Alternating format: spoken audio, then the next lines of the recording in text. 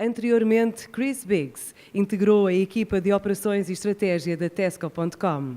Com o patrocínio da Wipro, o vosso aplauso para Chris Biggs.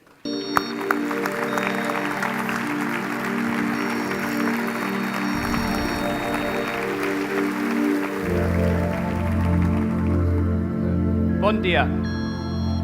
I don't speak a word of Portuguese, but that was the best introduction I think I've ever had, so thank you very, very much.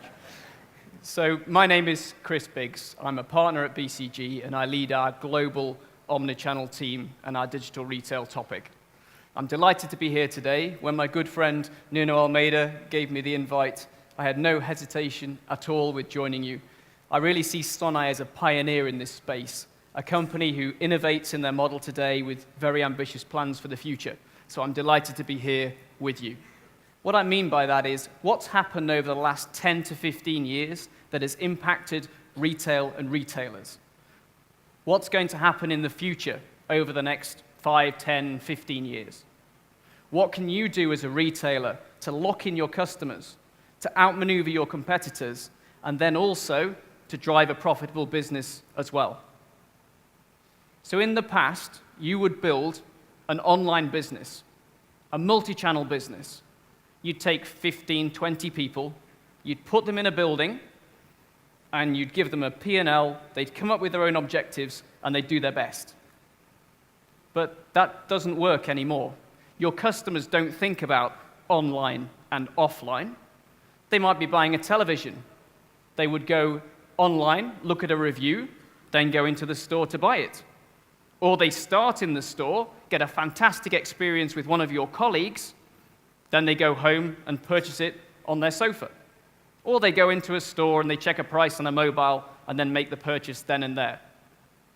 So if the customer is omnichannel, if the customer is thinking about all of these channels as one, then we, as retailers and businesses, need to do exactly the same. And hence, Omni, bringing all of this together, is the way that we think about digital retail. And I think the winners in this space think about it in this way too. So you all know that. That was all in the past, the 90s, the 2000s. Then we came, though, to marketplaces, a much bigger wave. So marketplaces was quite a natural progression. You took some of those e-commerce providers from the previous phase, and they built a lot of traffic. They built a lot of scale in their logistics infrastructure and their capabilities. So they offered that to retailers. So that brings us sort of to today. And now it becomes even more impactful on retailers and retail, in my opinion.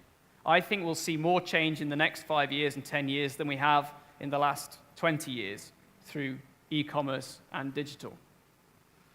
Because when this happens, when all of your appliances and items in the home start being connected, when we have a chance to bombard the customer with information and influence at every point of their lives in the purchase pathway, then we've got a chance to interact with them in a way that's never been possible before and will require big data capabilities that are just beyond anything we've seen. Huge opportunity to impact customers, huge opportunity to drive a competitive advantage. The future is actually a bit closer than you think. And if you start thinking about that now, you can build the next level of competitive advantage. You can be ahead before your competitors have even woken up to it. Thank you very much.